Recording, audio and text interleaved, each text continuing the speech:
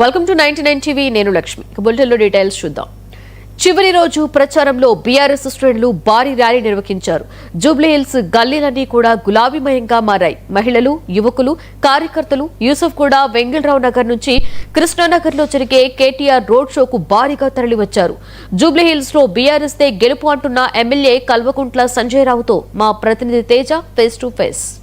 BRS party శ్రేణులైతే మాత్రం చివరి రోజు ప్రచారంలో మరింత ఎక్కువగా దూసుకుపోతున్నారు. ఏ గల్లీ చూసినా కానీ గులాబీ జెండాలతో రెపరెపలాడుతున్నటువంటి పరిస్థితి. మనతో ఎమ్మెల్యే ఉన్నారు, మాట్లాడడం. సార్, ఎటు చూసినా గులాబీ జెండాలు కనపడుతున్నాయి.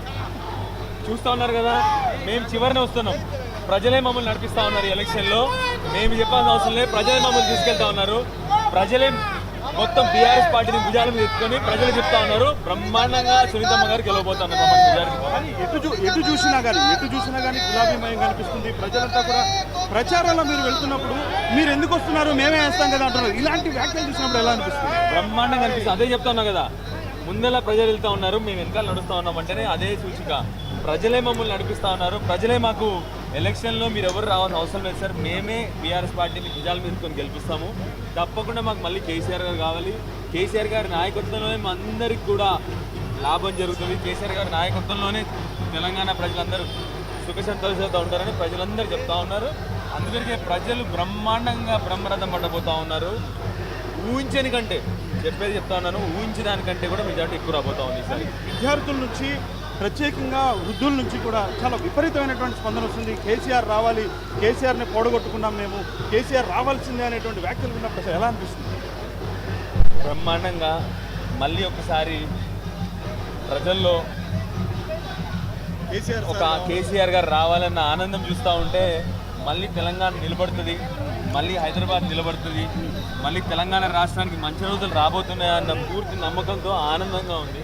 ఎందుకంటే ప్రజల కడుపులో నుంచి వస్తాను, ప్రజల మనసులో నుంచి వస్తున్న మాట మళ్ళీ కేసీఆర్ గారు రావాలని చెప్పేసి అంత బ్రహ్మాండంగా. అంటే కేసీఆర్ గారు చేసిన పనులన్నీ ప్రజలకు గుర్తొస్తూ ఉంటాయి. ఒక్కొక్కటి గుర్తు చేసుకుంటున్నారంటే గుర్తు చేసుకొని మళ్ళీ గుర్తు చేసుకొని ఎంత తప్పు జరిగిపోయింది, ఎంత మోసం జరిగిపోయింది తెలంగాణకి అని ప్రజలు బాధపడుతూ ఉన్నారు. తప్పకుండా ఈ ఎలక్షన్తో మళ్ళీ ఫైనల్గా ఒక్క మాట చెప్పండి సార్. ఎందుకంటే కాంగ్రెస్ పార్టీ పదే విమర్శించింది, కేవలం బీఆర్ఎస్ పార్టీ సెంటిమెంట్ రాజకీయాల మీద ఆధారపడి రాజకీయం చేస్తుంది అంటున్నారు. ఏం కౌంటర్ ఇస్తారు? ఎస్, సెంటిమెంట్ ఏంటంటే మా కేసీఆర్ గారు రావాలి. మా ఇమోషన్ ఏంటంటే మా కేసీఆర్ గారు రావాలి. మాకు మళ్ళీ కేసీఆర్ గారు వస్తేనే తెలంగాణ ప్రజల్ని కాపాడతారు, తెలంగాణ బిడ్డల్ని కాపాడుకుంటారని చెప్పేసి అదే సెంటిమెంట్ ప్రజల్లో ఉంది. ఎస్, ఆ సెంటిమెంట్ తప్ప మేము వేరే సెంటిమెంట్ ఏది వాడుకోవట్లేదు.